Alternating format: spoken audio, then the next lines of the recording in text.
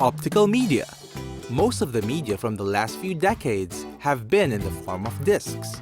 Laserdiscs, CDs, DVDs, and even Blu-ray discs are all forms of optical media.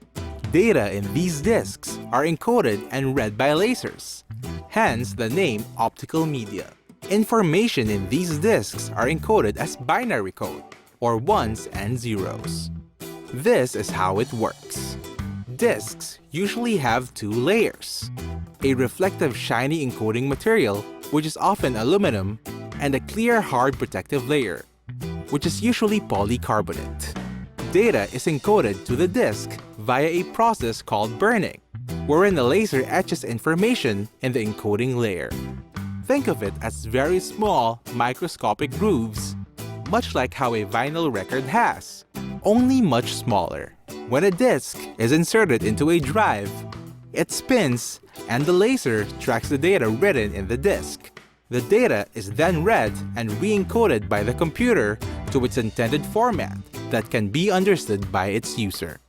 Throughout the years, however, the development of better optics and lasers also meant the improvement of disc technology. The first generation discs came out in the 1980s. They were commonly known as laser discs, which were then succeeded by the smaller compact discs. These utilized an infrared laser, which limited its capacity to around 700 MB for the time. Despite this, the format became the industry standard for optical media, especially for music and video distribution, replacing the analog cassette tapes and video cassettes. This format would be used well until the early 2000s. The second generation discs, also known as DVDs, utilize a narrower laser, which meant that it can also store and read more information. This format was then adopted as the standard for movie distribution for the time. DVDs allowed better picture quality and sound because of the increased storage space.